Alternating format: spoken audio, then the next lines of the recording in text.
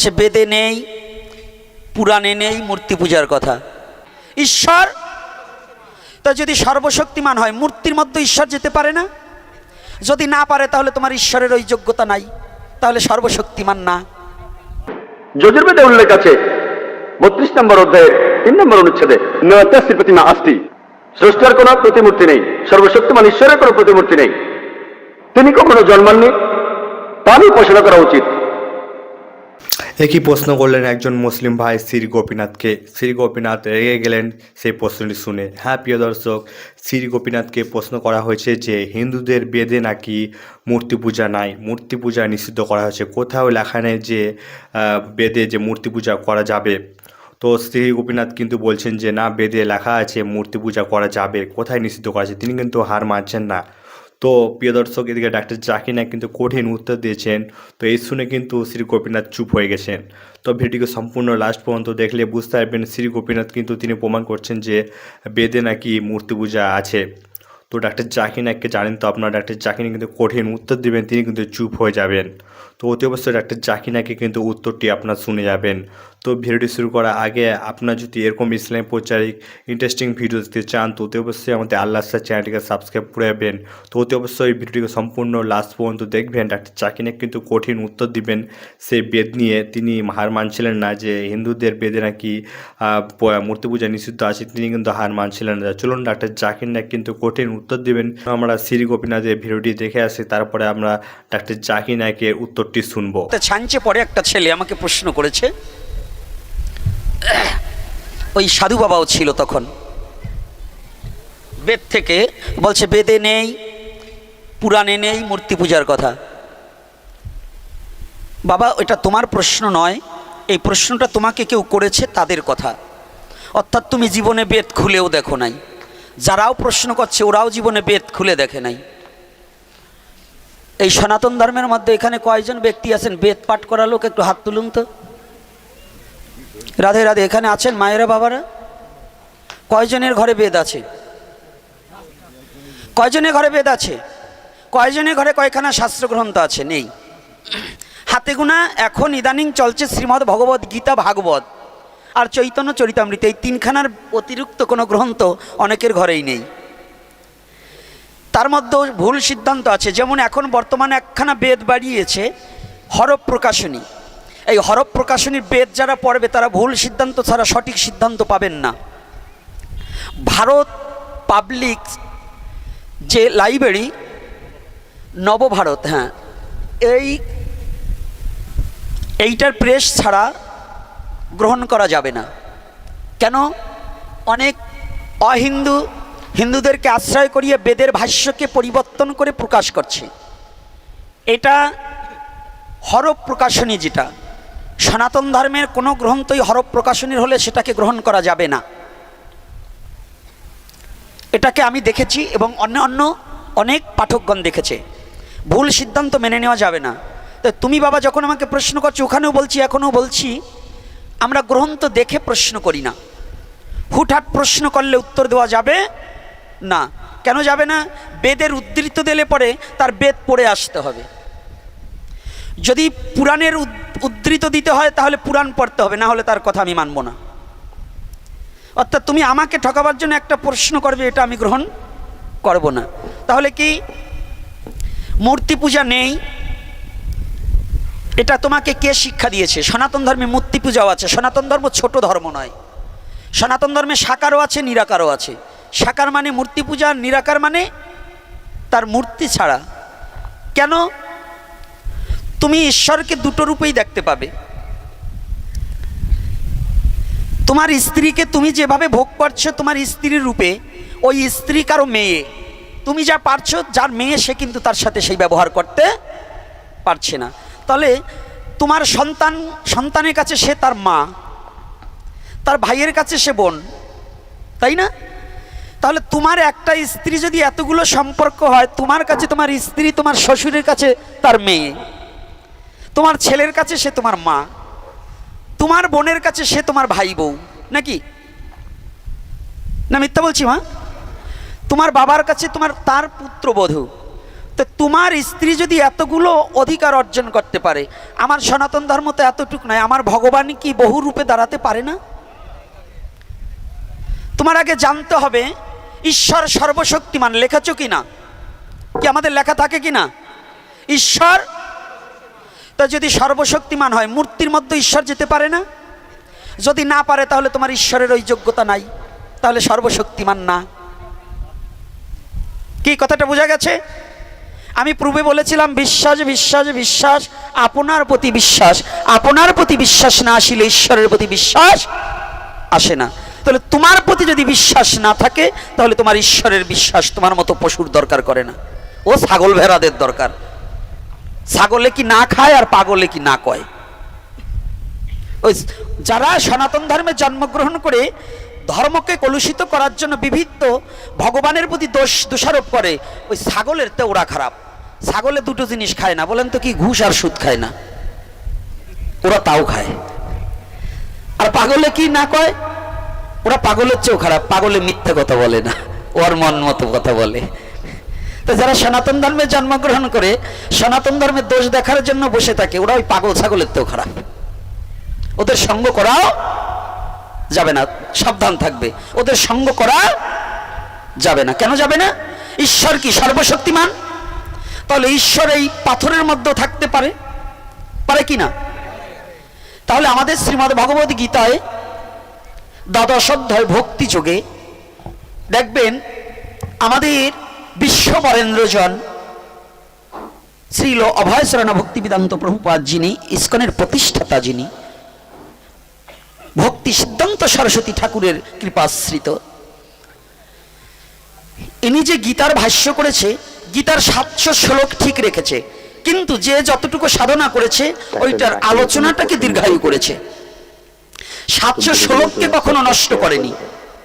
ইস্কনের গীতা পড়া যাবে না, অমকের গীতা পড়ো, অমকের গীতা পড়া যাবে না, অমকের গীতার পড়ো।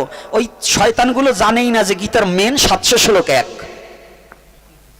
700 শ্লোকের কোনো তাৎপর্য আলাদা হয়নি, ব্যাখ্যা এক। কিন্তু এক একটা কথার ওয়ার্ড ভাঙিয়ে, সেন্টেজ ভাঙিয়ে আলাদা আলাদা ভাবে তার ভাবধারায় আলোচনা করে মানুষকে সহজে বুঝাবার নিমিত্তে সেইটাকে তাৎপর্য রূপে বর্ণনা করা হয়েছে। এজন্য পড়া যাবে না তা নয়।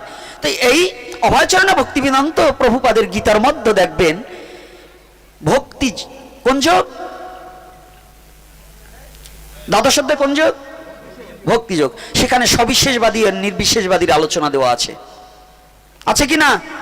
তো প্রিয় দর্শক, আপনারা শুনলেন শ্রী গোপীনাথের কথাগুলো। তিনি কিন্তু হার মানছেন না, তিনি কিন্তু ঘুরিয়ে ফিরিয়ে কিন্তু তিনি বলছেন যে বেদে সত্যিকারে মূর্তি পূজা আছে। তিনি কিন্তু অন্যরকমভাবে তিনি ব্যাখ্যা দিচ্ছেন। তো চলুন এবার ডাক্তার জাকির নায়েকের এই উত্তর শুনে কিন্তু আপনার মাথা ঘুরে যাবে। ডাক্তার জাকির নায়েক কিন্তু কঠিন উত্তর দিবেন, সবে অবাক হয়ে যাবেন। হ্যাঁ প্রিয় দর্শক, ডাক্তার জাকির নায়েক কিন্তু এখন পর্যন্ত কোনোদিনও হারেনি। তো চলুন আমরা ডাক্তার জাকির নায়েকের সেই উত্তরটি শুনে আসবো। হিন্দু ধর্মগ্রন্থগুলির মধ্যে একটি পবিত্র গ্রন্থ হল উপনিষদ। ছান্দোগ্য উপনিষদে উল্লেখ করা আছে 6 নম্বর অধ্যায় 2য় পরিচ্ছেদের 1ম অনুচ্ছেদে বলা হয়েছে একম এবিদ্বিতীয়ম। এটা একটা সংস্কৃত উদ্ধৃতি, যার অর্থ স্রষ্টা মাত্র একজনই, দ্বিতীয় কেউ নেই। এটার উল্লেখ আছে শ্বেতাসূত্র উপনিষদে 6 নম্বর অধ্যায়ের 9 অনুচ্ছেদে, না চাষে কাসিজ জনিতা না চদিপা। তার কোনো প্রভু নেই, তার কোনো মালিক নেই, সর্বশক্তিমান স্রষ্টার কোনো বাবা মা নেই, তার কোনো মা নেই, তার কোনো বাবা নেই, তার চেয়ে বড় কেউ নেই। এটার উল্লেখ আছে শ্বেতাসূত্র উপনিষদের 4 নম্বর অধ্যায়ের 19 অনুচ্ছেদে, ন তস্য প্রতিমা আস্তি, যার অর্থ স্রষ্টার কোনো প্রতিকৃতি নেই, সর্বশক্তিমান স্রষ্টার কোনো প্রতিমূর্তি নেই।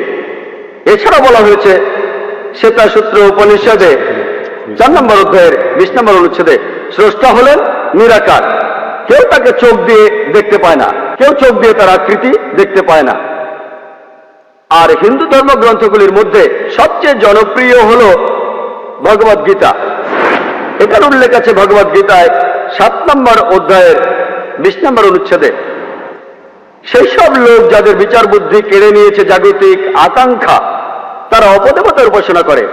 ভগবদ গীতা 7 নম্বর অধ্যায় 20 অনুচ্ছেদে বলছে যে সব জড়বাদী লোকেরা তারা অপদেবতার উপাসনা করে আর মূর্তি পূজা করে। হিন্দু ধর্মগ্রন্থগুলির মধ্যে সবচেয়ে পবিত্র হলো বেদ। যজুর্বেদে উল্লেখ আছে 32 নম্বর অধ্যায়ের 3 নম্বর অনুচ্ছেদে, ন তস্যের প্রতিমা আস্তি, স্রষ্টার কোনো প্রতিমূর্তি নেই, সর্বশক্তিমান ঈশ্বরের কোনো প্রতিমূর্তি নেই, তিনি কখনো জন্মাননি, তারই উপাসনা করা উচিত। যজুর্বেদে উল্লেখ করা আছে 40 নম্বর অধ্যায়ের 8 নম্বর অনুচ্ছেদে, সর্বশক্তিমান ঈশ্বর নিরাকার এবং পবিত্র। যজুর্বেদে আরো উল্লেখ আছে 40 নম্বর অধ্যায়ের 9 অনুচ্ছেদে, অন্ধাত্ম প্রবিশন্তি ইয়া অসম্মূর্তি উপাস্তে, অন্ধাত্মা যার অর্থ অন্ধকার, প্রবিশান্তি অর্থ প্রবেশ করা, আর আসাম্মতি অর্থ প্রাকৃতিক বস্তু যেমন আগুন, বাতাস, পানি। তাহলে যজুর্বেদের 40 অধ্যায় 9 অনুচ্ছেদ বলছে তারা অন্ধকারে প্রবেশ করে যারা প্রাকৃতিক বস্তুর পূজা করে, যেমন আগুন, পানি, বাতাস ইত্যাদি। এখানে আরো উল্লেখ আছে তারা আরো অন্ধকারে প্রবেশ করে যারা পূজা করে সাম্মতি, অর্থাৎ মানুষের তৈরি বস্তু যেমন টেবিল, চেয়ার, মূর্তি ইত্যাদি। এছাড়াও উল্লেখ আছে অথর্ববেদে 20 নম্বর গ্রন্থ 58 নম্বর অনুচ্ছেদের 3য় পরিচ্ছেদে, দেব মহা আসি, সৃষ্টিকর্তা হলেন সুমহান। আর বেদগুলির মধ্যে সবচেয়ে পবিত্র হল ঋগ্বেদ। ঋগ্বেদে উল্লেখ করা আছে 1 নম্বর গ্রন্থ 164 নম্বর অনুচ্ছেদের 46 নম্বর পরিচ্ছেদে, একম সৎ বিপ্র বহুধা বেদান্তে, সত্য একটাই, স্রষ্টা একজনই, জ্ঞানীরা এক স্রষ্টাকে অনেক নামে ডেকে থাকেন। আর একই কথা যে স্রষ্টা একজনই, জ্ঞানীরা তাকে অনেক নামে ডেকে থাকেন। একই কথা আছে ঋগ্বেদের 10 নম্বর গ্রন্থে 114 অনুচ্ছেদের 5ম পরিচ্ছেদে। আর শুধুমাত্র ঋগ্বেদে 2 নম্বর গ্রন্থের 1 অনুচ্ছেদে একে একে 33টি আলাদা নামে ডাকা হয়েছে সর্বশক্তিমান স্রষ্টাকে। এগুলোর মধ্যে একটি উল্লেখ আছে ঋগ্বেদের 2 নম্বর গ্রন্থ 1 অনুচ্ছেদের 2য় পরিচ্ছেদে, সেটা হলো ব্রহ্মা।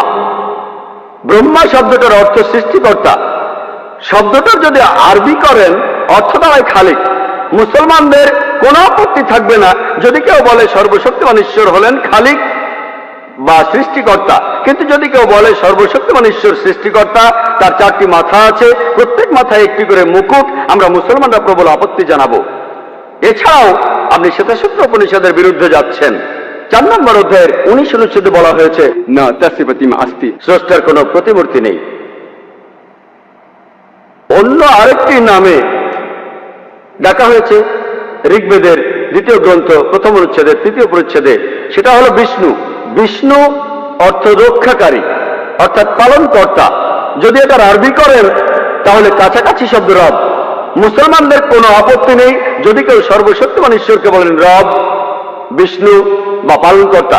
কিন্তু যদি কেউ বলে বিষ্ণু হলেন সেই ঈশ্বর যিনি বসে আছেন সাপকে আসন বানিয়ে, সমুদ্রের নিচে ভ্রমণ করেন, আকাশে উড়ে বেড়ান গরুর নামে এক পাখির পিঠে চড়ে, তার 4টি হাত, এক ডান হাতে রয়েছে চক্র, এক বাম হাতে রয়েছে শাখ, আমরা মুসলমানরা তাতে প্রবল আপত্তি জানাবো। এছাড়াও আপনি যজুর্বেদের বিরুদ্ধে যাচ্ছেন। 32 নম্বর অধ্যায়ের 3 অনুচ্ছেদে বলা হয়েছে, না তস্য প্রতিমা আস্তি, স্রষ্টার কোনো প্রতিমূর্তি নেই, সর্বশক্তিমান স্রষ্টার কোনো প্রতিমূর্তি নেই।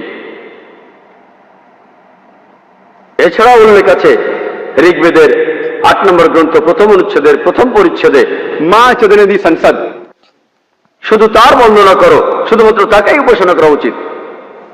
ঋগ্বেদে উল্লেখ আছে 6 নম্বর গ্রন্থ 45 নম্বর অনুচ্ছেদের 16 পরিচ্ছেদে, ইয়া এক ইত মুস্তিহি, শুধু তার বন্দনা করো, শুধুমাত্র তাকেই উপাসনা করা উচিত। আর ব্রহ্মসূত্র সেখানে কথা বলা হয়েছে, একম ব্রাহ্ম দ্বিতীয় নাস্তে, नेहना नास्ते किंचन, भगवान एक ही है, दूसरा नहीं है, नहीं है, नहीं है, जरा भी नहीं है। ঈশ্বর মাত্র একজনই, দ্বিতীয় কেউ নেই, কেউ নেই, কেউ নেই, কখনো কেউ ছিলও না। তাহলে আপনারা হিন্দু ধর্মগ্রন্থগুলি পড়লে হিন্দু ধর্মের ঈশ্বরকে বুঝতে পারবেন। তো প্রিয় দর্শক, আপনারা শুনলেন ডাক্তার জাকির নায়েকের উত্তরটা।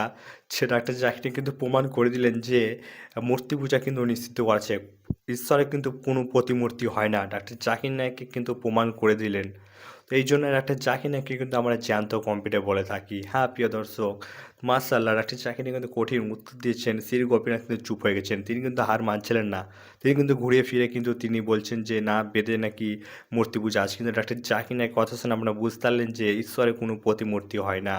তো প্রিয় দর্শক, ভিডিওটি আপনাদের কেমন লাগলো তো অবশ্যই কমেন্ট বক্সে কমেন্ট করে জানাবেন। অতি অবশ্যই এই ভিডিওটিকে আপনার অমুসলিম ভাইদেরকে আপনার বেশি বেশি করে শেয়ার করবেন।